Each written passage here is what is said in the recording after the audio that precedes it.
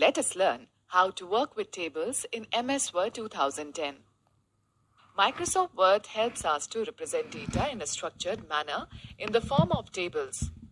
A table consists of a number of columns and rows. It is very useful in organizing and representing the data in an effective manner. Let us first learn how to create a table. A table is an organized arrangement of text in the form of rows and columns. The intersection of a column and a row is called a cell. Word provides a variety of ways to create a table. The simplest way to create a table is to click on Table button in the Tables group on the Insert tab. Data in the form of text or graphics can be entered inside the cells. Using Table Grid. Click on the Table button in the Tables group on the Insert tab.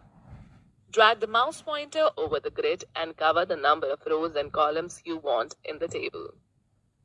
The table will be inserted on the working area. Using Insert Table dialog box. Click on the Table button in the Tables group on the Insert tab. Select the Insert Table option from the drop-down menu.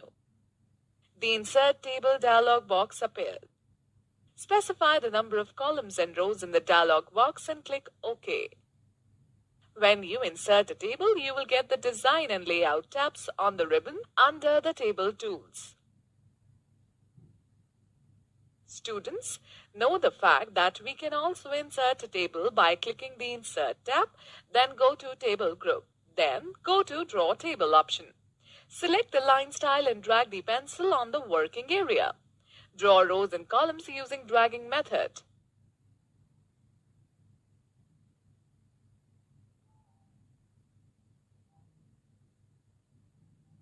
Now let us learn how to enter data in a table.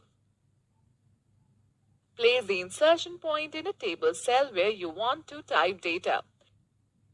To move to the next adjoining cell, either press the Tab key or the right arrow key. To move to the previous cell, either press the Shift plus Tab key or the left arrow key. Enter the data as given in figure.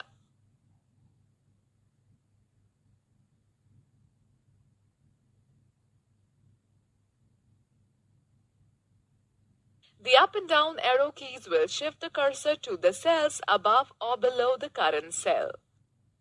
Press Shift plus Enter to move the cell cursor one row up and Enter key to move the cell cursor one row down. Selecting different parts of a table.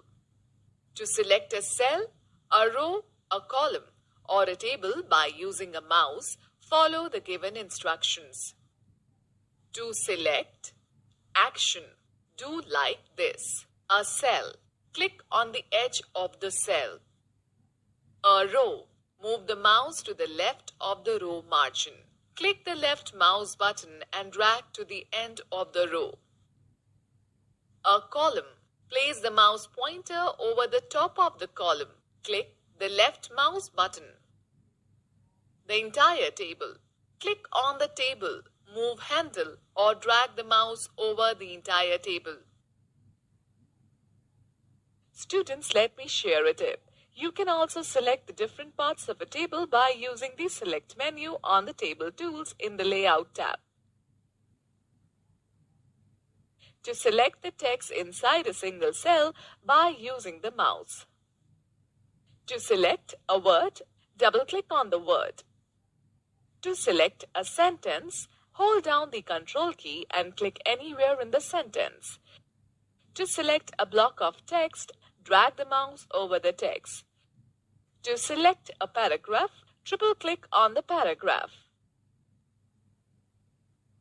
Students, know that you can insert a pre-designed table using the Quick Tables option from the Table drop-down menu.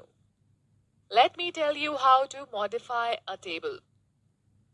After entering data in a table, you can make changes in the data as needed. You can insert rows, columns, or cells in a table to accommodate new contents. Similarly, you can delete unwanted rows, columns, or cells from a table. Now let us learn how to insert column or rows in a table. While creating and making entry in a table, you might need to add columns or rows in between.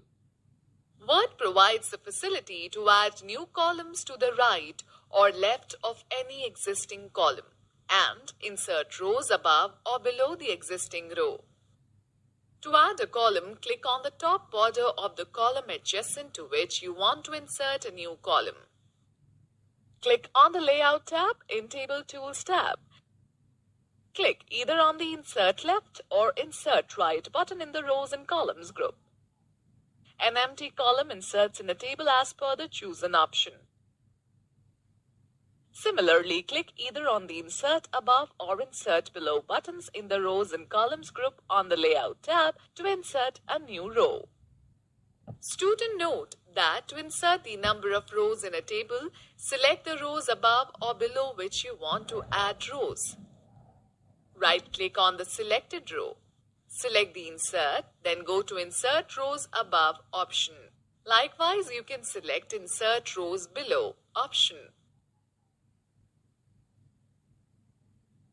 Students know that to select an entire table, click anywhere inside the table and press Alt+5 key on the numeric keypad with number lock off. Now let's talk about deleting rows and columns. Select the row or column that you want to delete. Click on the Layout tab under the Table Tools tab. Select the Delete option in the Rows and Columns group. A list of options appears. Choose the Delete Rows or Delete Columns option in the drop-down menu. Or right-click on the selected row or column that you wish to delete. Select the Delete Row or Delete Columns option from the shortcut menu. Students note that pressing Shift plus Delete key combination is to delete the selected rows and columns from the table. Let us now find out how to format a table. Formatting controls the overall appearance of a table. After creating a table, you can format the entire table by using the Table Styles feature. Click on the table that you want to format. Under the Table Tools Contextual tab, click on the Design tab. Select the desired style from the Table Styles group as shown in the figure. Students note the fact that Table Styles is an inbuilt facility to change the appearance, color, and borders of a table. Select the table and click on the Design tab. Click on the More button in the Table Styles group and select any style from the displayed gallery. Okay, now I will tell you how to change column width. You can resize the column width either by using the option available on the Layout tab or by using the mouse pointer. Select the column whose width you want to change. Click the Layout tab. Select the Properties button in the Table group. The Table Properties dialog box appears as shown in the figure. Click on the Column tab. Select the Preferred Width checkbox. Now increase or decrease the column width either by using the spin arrows or type in the specific values to set the width. Click OK. Similarly, you can change the row height by selecting the Row tab in the Table Properties dialog box.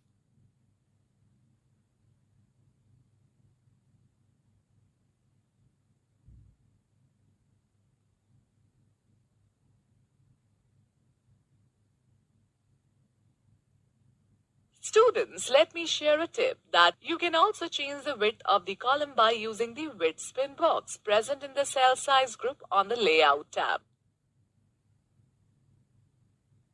Students know the fact that column width and row height can be quickly changed by placing the mouse pointer on the column border or row border and dragging the double-headed arrow. Drag right or left to increase or decrease the column width and up or down to increase or decrease the row height. Let us talk about splitting cells. Splitting a cell means dividing the selected cell into separate cells. To split a cell, follow the given steps. Select the cell you want to split. Click the Layout tab. Click on the Split Cells button in the Merge group. The Split Cells dialog box appears. Define the number of rows and columns into which you wish to split the selected cell in the respective spin boxes. Click OK.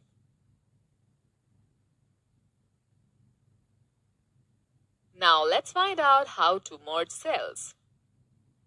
Sometimes data is split in numerous segments of a cell and you want to combine it in a single cell to give it a better look. Merging these cells provides a way to consolidate data in one cell. Select the cells you want to merge. Click the Layout tab. Select the Merge Cells button in the Merge group. The data gets merged into a single cell. Alright, let us now find out how to apply borders and shading. You can enhance the appearance of a table by applying a variety of borders and shading styles. To add borders and shading, follow the given steps.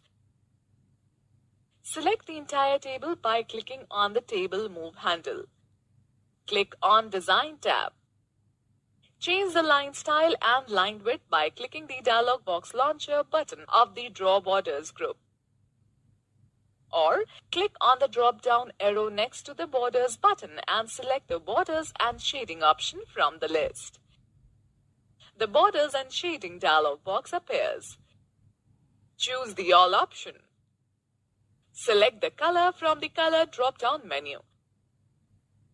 Likewise, you can select the thickness of the border. Click on Apply to text box and select Table option from the drop-down list. To give color effects to your table, click on the Shading tab. Click on the drop-down arrow under the Fill section. The color palette is displayed. Choose any shade. Click OK. Notice the change in the appearance of this table. Let's now learn how to resize tables. You can increase or decrease the size of a table manually by using Table Resize handle. But Word also offers ready-made solutions to resize the table. Resizing of a table can be done by Auto-Fit option that offers flexibility to automatically resize the column width based on the size of the text in them and set the table width based on the window size. You can even convert it back to setting fixed width of columns. Click on Auto-Fit button in the Cell Size group on the Layout tab. The Auto-Fit drop-down menu displays 3 options as shown in the figure. Auto-Fit contents. It adjusts the column width according to the data entered. Auto-Fit window. Selecting this option will adjust the table according to the margin set on a window. Fixed column width. The column gets fixed and the text is wrapped in the same cell. Let me give you a few tips. When you click on a table, you notice a plus sign at the upper left corner. This is called Table Move handle, which is used to move a table. A small hollow square at the bottom right corner of the table is called Table Resize handle. This handle is used to change the size of the table. Okay, now let us talk about calculations in a table. You can perform calculations on the numeric data entered in a table. Select the Layout tab. Click in the cell where the result is to be displayed. Select the Formula button in the Data group. The Formula dialog box appears. Note that the sum formula is already displayed. Click OK. The result appears in the selected cell. Student, let me share an important tip with you. By default, Microsoft Word calculates the sum of values in the cells lying in the column above or in the row to the left of the cursor. Now let's talk about updating calculations in a table. Sometimes you may change the data or add any new data in a table. Word provides the facility to update the changes. To update the total sum in a table, Select any cell and change its data. Now select the data of the cell where the total sum is displayed. Press F9 key and observe that Microsoft Word automatically updated the calculations. Okay students, let us take a recap of this chapter. Word helps us to represent data in a structured manner in the form of tables. There are various ways to insert a table in a document, using Table Grid and Insert Table dialog box. Insert tab, then go to Table button, then go to Select the number of columns and rows using Grid. Insert tab, then go to Table button, then go to Insert Table option, then Draw Table option or Quickly Tables option. Table Styles is an inbuilt facility to change the appearance, color, and border of a table. Splitting a cell means dividing the selected cell into separate cells. Combining two or more cells into a single cell is called merging. The Table Move handle and Table Resize handle are used to move and resize the entire table respectively.